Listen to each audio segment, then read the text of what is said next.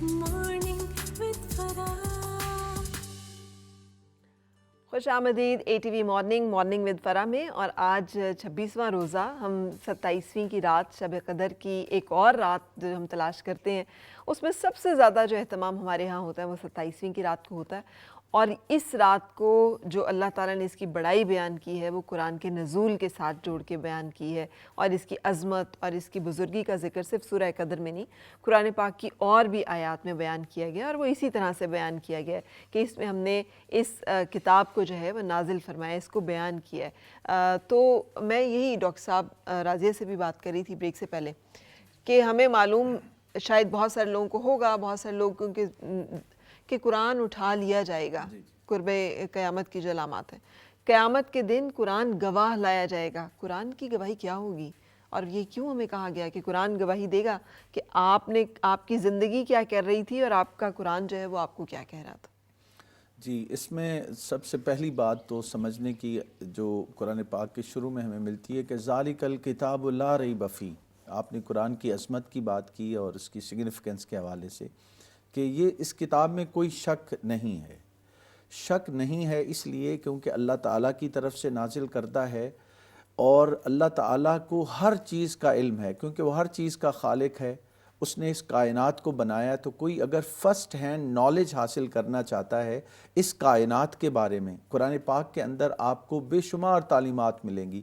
तख्लीक कायनात का ज़िक्र है, मुख्तलिफ़ उम्मतों का ज़िक्र है, उनके अकायद और उनके बिलीफ्स का ज़िक्र है, उनके माइंड सेट का बयान है। ये सारी चीज़ें हमें कुरान पाक ने बयान किया है। जो खुदा को नहीं मानते उसका बयान है, फिर मोमिनीन, मुनाफिकीन, मुशरिकीन, मुतज़ब्ज़बीन, उन सब का ज़िक्र है। तो इसलिए इसकी अहमियत है क्योंकि ये वो नॉलेज है कि आपके पास अल्लाह ताला की तरफ से मालूमात आ जाएंगी। एक तो ये है ना कि इस पे अमल करना है, और फिर यह है कि हिस्ट्री के बारे में, कल्चर के बारे में, मुख्तलिफ़ अक़वाम व मिलल के बारे में, मुख्तलिफ़ रिलीजन्स के बारे में, उनकी फ़िलॉसफ़ी ऑफ लाइफ क्या है, उनका वर्ल्ड व्यू क्या है, ये अल्लाह ताला की तरफ से मालूम होता है कुरान पाक के ज़रिए से। एक बात तो ये ज़रा समझने वाली बात है।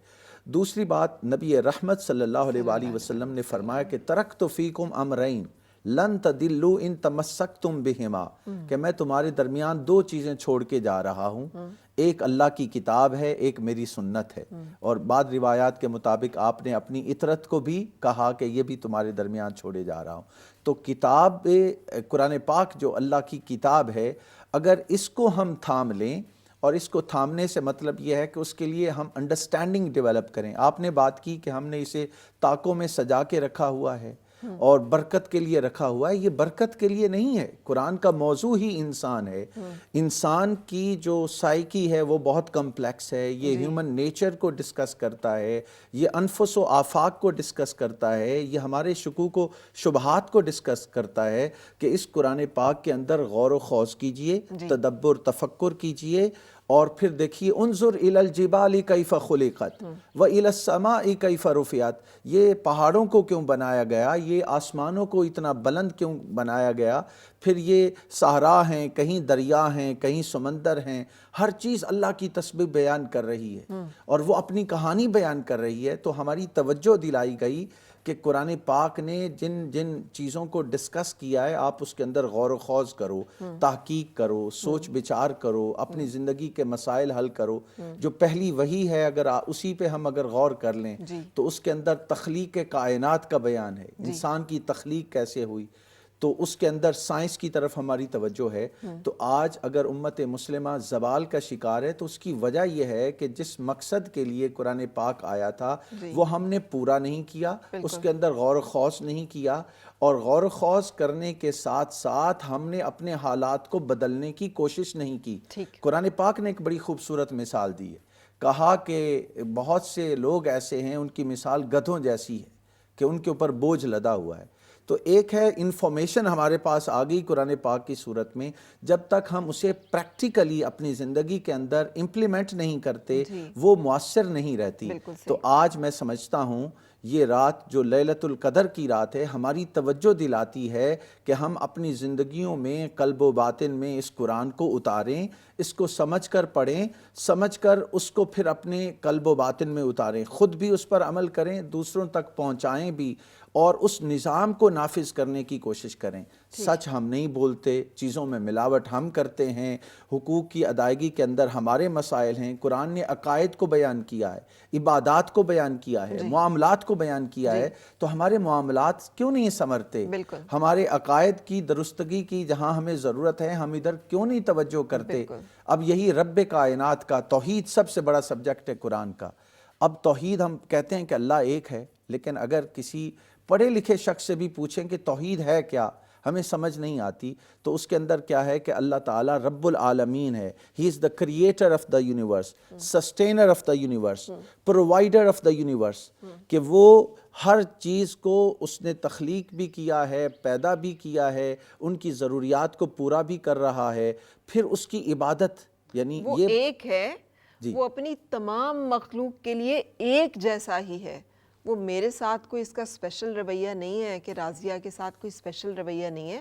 اس کے حق، انصاف، اس کے کرائیٹیریاز ایک جیسے ہیں.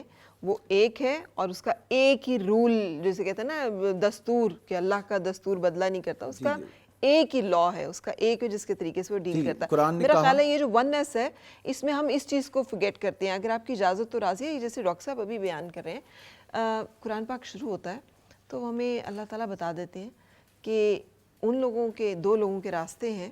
ایک وہ جو کہ ایمان یافتہ، ہدایت یافتہ ہیں، جن پہ انعام و اکرام ہوا، اور دوسرے وہ جن پہ غیظ و غضب ہوا.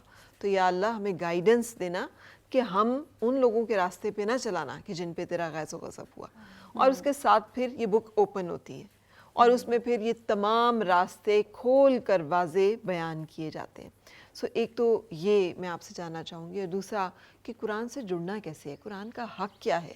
اور جب قرآن اٹھا لیا جائے گا، یہ بہت بڑی علامت ہمیں رسول پاک صلی اللہ علیہ وسلم کے ذریعے سے ہی پہنچی ہے کہ قرآن اٹھا لیا جائے گا تو کتنی اللہ تعالیٰ کا شکوہ ہوگا اس امت سے کہ قرآن ہی واپس اٹھا لیا جائے گا. اور جب قرآن کو پیش کیا جائے گا گواہ، تو وہ کیا صورتحال ہوگی اور اس میں کیا ہمیں بتایا جا رہا ہے؟ یہاں پر آپ فرا دیکھیے، جیسے آپ نے سورہ فاتحہ کی جو آیات ہیں، اہدنا الصراط المستقیم صراط الذین انعمت علیہم غیر المغضوب علیہم ولا الضالین، اس کا جو ہے آپ نے یہاں پر ریفرنس جو ہے وہ کوٹ کیا ہے. اب دیکھیں قرآن ہی ہے، قرآن خود بھی ایک سیدھا راستہ ہے، ہدایت کا راستہ ہے. جو اس کے مطابق چلے گا وہ یقیناً فلاح پالے گا. مگر اس کے باوجود قرآن کے اندر ہی یہ آیت نازل ہو رہی ہے کہ اللہ سے جو ہے وہ ہدایت کا اور صراط مستقیم کا جو ہے وہ سوال کیا جائے. اور پھر دو چیزیں آگے بیان کی گئیں کہ بلا شبہ قرآن خود سراپا ہدایت ہے، خود ہدایت ہے، لیکن اس کے باوجود ہدایت کا راستہ پانے کے لیے آپ کو ان اہل ایمان کو فالو کرنا پڑے گا جنہوں نے اپنی زندگیاں قرآن مجید کے مطابق گزاری ہیں. اور اس میں یقیناً سب سے پہلے تو نبی اکرم صلی اللہ علیہ وآلہ وسلم کی حیات مبارکہ ہے جو قرآن کی تفسیر بیان کر رہی ہے. قرآن میں آپ دیکھیں کئی آیات ایسی ہیں کہ جس میں وہ ایک حکم تو موجود ہے لیکن اس حکم پر عمل پیرا کیسے ہونا ہے وہ قرآن نہیں بتا رہا، وہ رسول اللہ صلی اللہ علیہ وسلم کی حیات مبارکہ بتا رہی ہے. جیسے نماز کا حکم نازل ہوا تو صحابہ کرام نے عرض کی کہ ہم کیسے نماز پڑھیں، تو آپ صلی اللہ علیہ وسلم نے ارشاد فرمایا سلو کما رأیتمونی اصلی، اس طرح نماز پڑھو جس طرح مجھے پڑھتے دیکھتے ہو. تو اس کا مطلب یہ ہے کہ قرآن کے راستے پر چلنے کے لیے سب سے پہلا نمونہ عمل، سب سے پہلا ماڈل جو آپ کے پاس ہے وہ نبی اکرم صلی اللہ علیہ وآلہ وسلم کا اسوہ حسنہ ہے، آپ کی حیات مبارکہ ہے کہ اس کو اسٹڈی کیا جائے اور اس کے مطابق جو ہے وہ پھر اپنی زندگی گزارنے کی کوشش کی جائے. اور پھر وہ لوگ جنہوں نے ایک ہاتھ میں قرآن کو تھاما اور ایک ہاتھ میں جو ہے انہوں نے سنت رسول صلی اللہ علیہ وآلہ وسلم کو تھام کر اپنی زندگیاں گزاری، وہ پہلے بھی موجود تھے، وہ آج کے معاشرے میں بھی موجود ہیں، صرف تلاش کرنے کی ضرورت ہوتی ہے.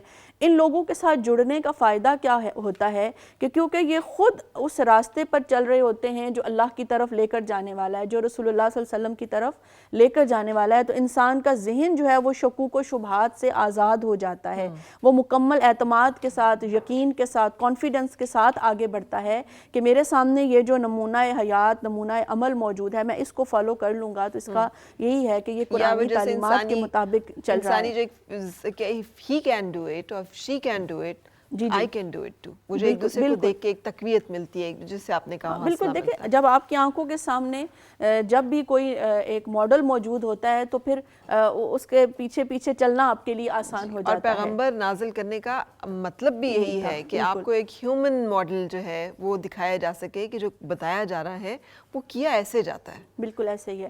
تو لہٰذا اب قرآن کی تعلیمات پر عمل پیرا ہونے کے لیے ہمیں نبی اکرم صلی اللہ علیہ وسلم کی ذات مبارکہ کے ساتھ اور پھر ان ہدایت یافتہ لوگوں کے ساتھ جڑنے کی ضرورت ہے جو قرآنی تعلیمات کے مطابق اپنی زندگی کو آگے گزاریں. اب دیکھیں صرف قرآن مجید کے حوالے سے نہیں، بعض مقامات پر یہ بھی ذکر ملتا ہے کہ جیسے جو کعبۃ اللہ ہے اس کو بھی آسمان کی طرف واپس اٹھا لیا جائے گا، جیسے سرکار دو عالم صلی اللہ علیہ وسلم کا روضہ اقدس ہے اس کو بھی قرب قیامت میں واپس آسمان کی طرف اٹھا لیا جائے گا، کیونکہ یہ وہ میں سمجھتی ہوں اللہ رب العزت کی وہ نشانیاں ہیں جو ہمارے سامنے زمین پر موجود ہیں اور جن کی وجہ سے دیکھیں پہلے والی امتوں میں کتنے زیادہ گناہ تھے، جرائم تھے، برائیاں تھیں، لیکن جب بھی کوئی گناہ حد سے بڑھتا تو اللہ کی طرف سے ان کے اوپر عذاب نازل ہو جایا کرتا تھا.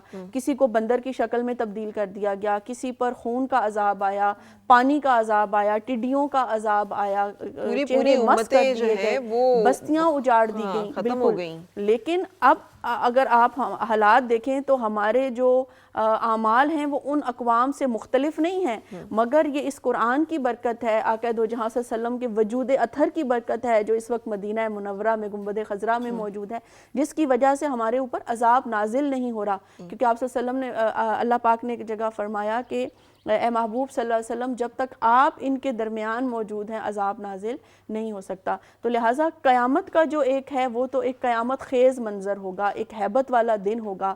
تو ان مقدس چیزوں کو اٹھا لیا جائے گا تاکہ قیامت کا جو سلسلہ ہے وہ زمین کے اوپر شروع ہو سکے. اس سے ہمیں قرآن کا جو حق ہے وہ یہ ہے، آپ نے جیسے کہا کہ الفاظ اٹھا لیے جائیں گے، اس کی ایک وجہ یہ ہے کہ ایک ٹائم لیمٹ ہے. اللہ تعالیٰ نے قرآن پاک کو اتارا ہے تو یہ نہیں ہے کہ بس اتر گیا ہے، کہ آپ کے پاس وقت مختصر ہے، کچھ کر کے چلے جاؤ. یعنی جب وہ ٹائم لیمٹ پوری ہو جائے گی تو آپ کو کہہ دیا جائے گا کہ اب آپ کچھ نہیں کر سکتے، اٹس اوور. تو یہ بھی ایک قرآن کا حق جو ہے ہم اس کے اوپر بات کر رہے ہیں، جو کہ آج جو کہ لیلۃ القدر جب ہم تلاش کرتے ہیں تو سب سے بڑا جو سگنیفیکنس اس رات کی ہے وہ یہی ہے کہ اللہ تعالیٰ سیلیبریٹ کر رہے ہیں اس کتاب فرقان کے نزول کو، جو کہ مختلف انبیاء کے اوپر تھوڑا تھوڑا کر کے اس کی کتاب ہدایت کے جو ہیں وہ مختلف صحیفوں میں وہ باتیں احکامات نازل ہوتے رہے، اور اس کی ایک مکمل شکل جو ہے وہ رسول پاک صلی اللہ علیہ وسلم کو عطا کی گئی، اور ان کے تبسط سے، ان کے وسیلے سے آج ہمارے پاس موجود ہے کتاب ہدایت قرآن مجید. سو لاکھوں درود و سلام محمد مصطفیٰ صلی اللہ علیہ وسلم پر. ایک بریک کے لیے رکیں گے اور بریک کے بعد جب ہم آئیں گے تو پھر ہم آپ سے نعت رسول مقبول صلی اللہ علیہ وسلم کی درخواست کریں گے.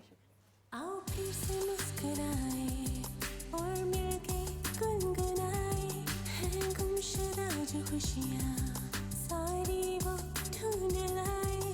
آؤ پھر سے مسکرائے